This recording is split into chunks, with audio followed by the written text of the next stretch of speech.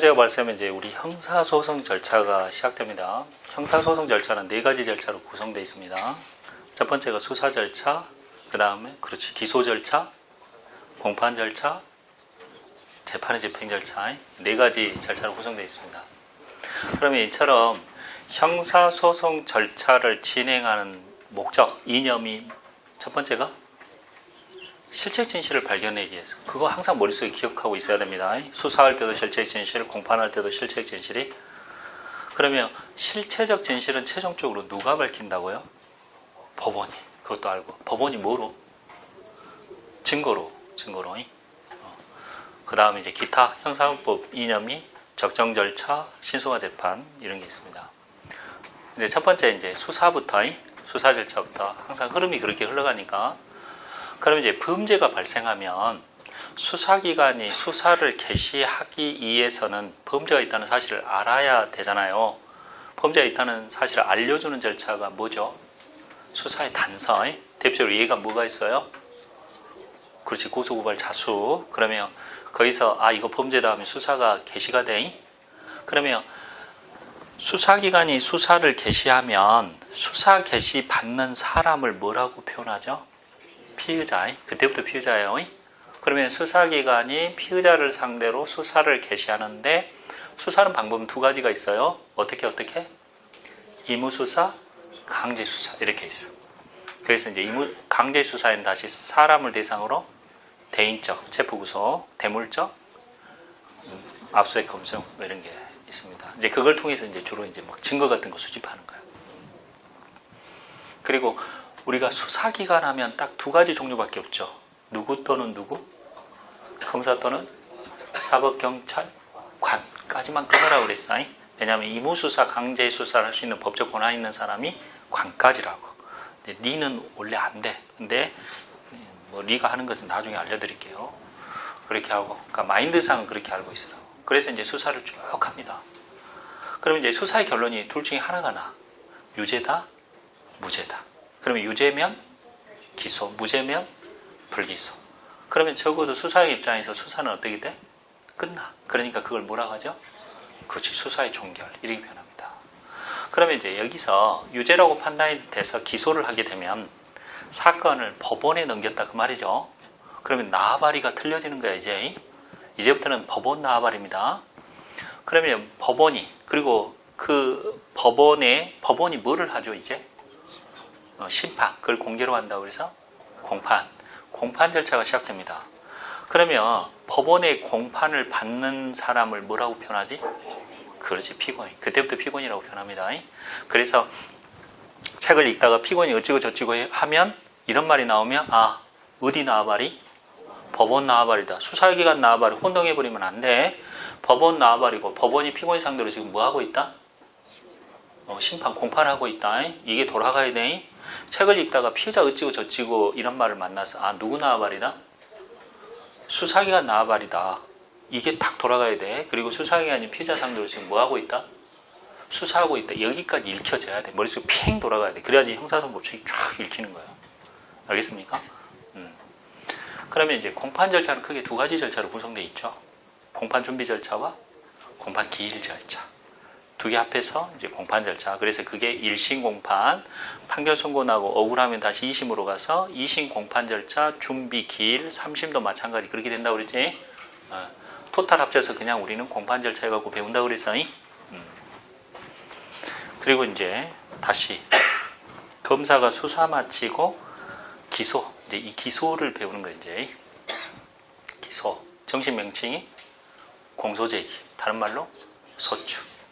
근데 기소에는 3가지가 있다고 그랬죠? 네? 보이죠? 다 보이죠? 읽을 수 있는 능력이 있어야 돼. 아까 적어놓은 거. 자, 읽어볼까? 시작. 벌써 내 강의 방식이 적응했네. 잘했습니다. 이러면 금방 고득 좀 할 수 있어. 형사법 재밌어지면서. 공소제기 원칙에는 2가지가 있죠. 시작.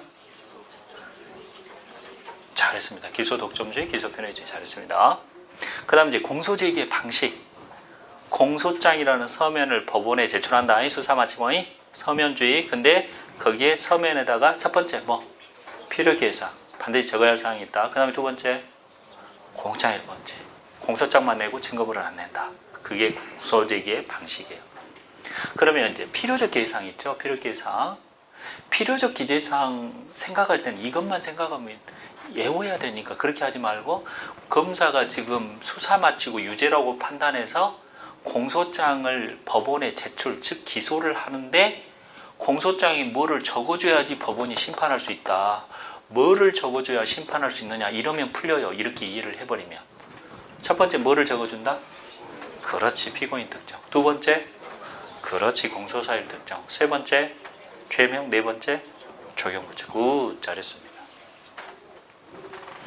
그 다음에 이제 공소제기 효과.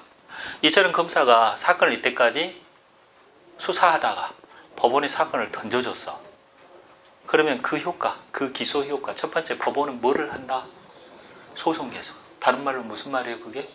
심판 개시. 그래서 심판을 공개로 하니까 뭐? 공판 절차. 다른 말로 무슨 절차? 소송 개소이니까 무슨 절차? 소송 절차. 이렇게 표현한단 말이지. 그 다음에 두 번째, 검사가 이제 사건을 기소를 했어. 강도 사건 기소했어. 그런데 법원이 보니까 강간이야. 강간 심판할 수 있어, 없어? 없어. 두 번째 효과 뭐라고? 심판 범위가 한정돼. 어디로 한정돼? 공장 기재로. 공소장 기재된 것만 예스냐 노냐 심판한다 말이죠. 뭐 때문에 그런다고 그랬지? 방어권 보장 때문에 그래.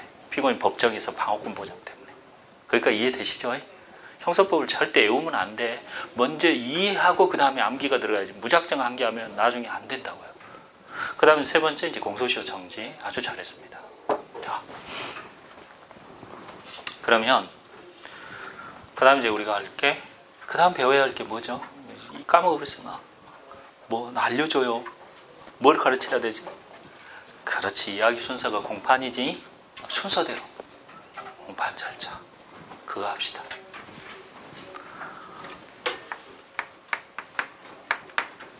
공판 절차.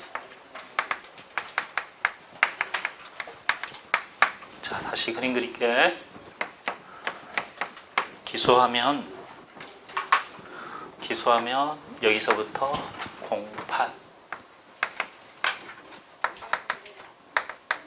공판 절차. 누가 공판하지? 법원이. 누구를 상대로? 피고인 상대로. 항상 이런 게 탁탁 들어가야 돼.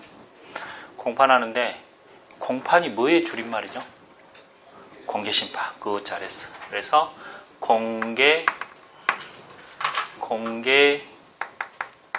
심판. 다시 적을게. 공개 심판. 심 플러스 판이에요. 자, 심판을 하는데 공개로 한다 그 말이죠? 맞아요? 심판을 공개로 한다. 그러니까 여기서 핵심은 심판이야. 심판이에요. 핵심은. 그러면 심판은 합성어입니다. 두 말이 합쳐졌어.